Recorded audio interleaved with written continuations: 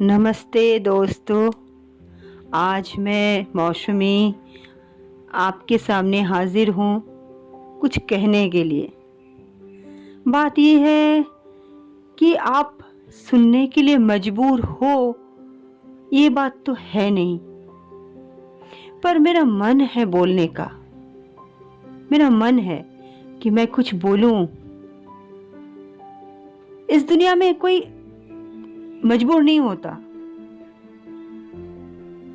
कोई किसी को मजबूर कर भी नहीं सकता।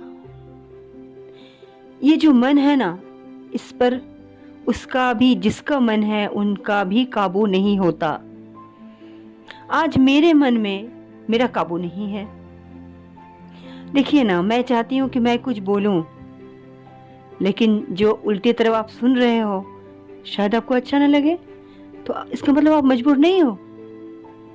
लेकिन मैं मजबूर हूं, मुझे लग रहा है मैं कुछ बोलूं। मन जो है ना, मन हमारा, ये मन, इस मन को कभी कभी आत्मा के रूप में भी व्याख्या किया गया है। एक्सप्लेन किया जाता है कि मन, आत्मा, ईश्वर, परमात्मा एक है। ये अनुभव की बात है कि हम इसे किस तरह से अनुभव करें। मन को हम कभी मैं कर कर अनुभव करती हूँ। मैं, मुझे, मेरा, अपना, इसमें आत्मा या मन के अनुभव होता है। ऐसा है कि हम जब कबीर जी की दोहे सुनते हैं, उनमें एक बहुत अच्छी सी एक पंक्ति है कबीर जी का। कबीर जी कहते हैं, मन मरा ना मोह मरा, मरी मरी गया शरीर। हाँ, मन मरा ना मोह मरा, मरी मरी गया शरीर।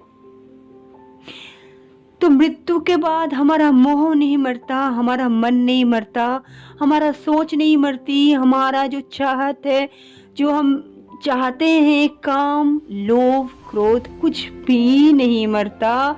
सिर्फ मरता है हमारा शरीर। तो first thing is who I am. This is the first question. Ask yourself, dear friends. मैं भी खुद से पूछ रही हूँ, who am I? मैं कौन हूँ? मैं आखिर चाहती क्या हूँ? मेरी चाहत क्या है? आज की जो चाहत है, ऐसा ना हो कि आज की मेरी ये चाहत कल हमारे सामने एक श्रृंखल बन के, एक बंधन बन के जकड़ लिया मुझे, और मैं शरीर से तो मुक्त हो गई, चली गई। प्रकृति के जो नियम है, मैं चली गई प्रकृति के नियम से। लेकिन मेरा कबीर जी की दोहे से ये मालूम पड़ता है, मन मरा ना मोह मरी, मरी मरी गया शरीर। तो हम कैसे मुक्त होंगे? कैसे? बचपन से लेकर से, नॉट दैट ओनली, बचपन से लेकर, फ्रॉम आवर मदर ओम्स, अपनी माँ की गर्भ से। हमने चक्रयुग महाभारत में पढ़ी थी ना, चक्रयुग। माँ के पेट से चक्रयुग से मतलब उसके अंदर जाने की तो पता उन्हें चल गया था, लेकिन बाहर निकलने का पता नहीं चला। आजकल की जो माएँ हैं, ये माँ जो है ना, वो खुद ही बहुत सताई हुई होती हैं। वो माएँ भी इतनी दुखी होती हैं कि बच्चा फ्रॉम द मदर होम्स वहीं से दुखी होता है, वो वहीं से चिंतित होता है, वहीं से वो टेंशन लेकर बाहर आता है।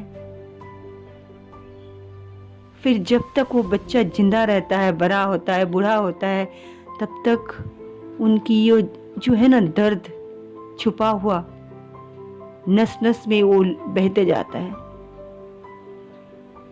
अगर वो खुद दुखी होगा तो दूसरों को क्या देगा? मैं खुद की बात करती हूँ। अगर हमारे मन दुख से तपता है, तपता हुआ जो है वो दूसरों को शांत कैसे करे? जब मैं खुद बहुत अशांत होती हूँ तो बच्चे को मैं शांति कैसे दूंगी?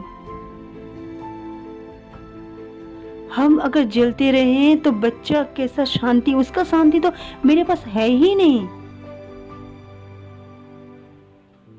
कबीर जी कहते हैं कि अगर खुद शांत हो, वही शांति हम दूसरों को रिफ्लेक्ट कर सकते हैं या दे सकते हैं। यही तो दुनिया है। महाभारत में भगवान श्री कृष्ण जो वाणी हमने सुना है, गीता के वाणी में ये हर बार कहा जाता है कि हम चोले जैसे चेंज करते हैं, कॉस्ट्यूम जैसा अपना ड्रेस चेंज करते हैं, तो शरीर वैसा चेंज होते जाता है। चोले तो खराब हो जाते, नष्ट हो जाते हैं, लेकिन आत्मा क्या है? नश्वर। वो तो अविनश्वर है, एक है। जब हम मैं आप जिंदा रहते हैं ना, तो तब तक मैं में हम सीमाबद्ध, लिमिटेड रहते हैं। मैं हम, मेरा, मुझको। जब शरीर चली जाती है तो साथ में मैं, मेरा, मैं, हमको, अपना सब चले जाते हैं। रह जाते हैं सिर्फ सोच। हम फिर चोला बदलते हैं। भगवान श्री कृष्ण की जो वाणी है वो कहते हैं चोला बदलते हैं हम। गीता में हम नहीं पढ़ा है, तो चोले बदलने के बाद चोले ही बदलते हैं, लेकिन आत्मा तो वही है जो हम छोड़ के आए थे, वहीं पे रखी है। सिर्फ हमने दूसरे आवरण से उसे ढक लिया, दूसरे नाम से, दूसरे धर्म से, दूसरे चेहरे से, लेकिन हम ही रह गए। वही दर्द, वही टेंशन, वही बुराई, उसी सब। मुक्त कैसे होना? ये खुद को ढूंढना है। आत्मा ही हमें अगर हम खुद में टटोलते जाएं तो आत्मा ही मुझे मुक्ति दे सकती है। लेकिन हमारे ये जो हमने कहा, ना ही हमारे बातों से ना और किसी की बातों से ये हो सकती है। ये तभी मतलब संभव है, पॉसिबल है, जब आप खुद में टटोलो, खुद को, अपने आप को। क्योंकि आत्मा बहुत शक्तिशाली है। मैं, मेरा, अपना, मुझको, इनसे।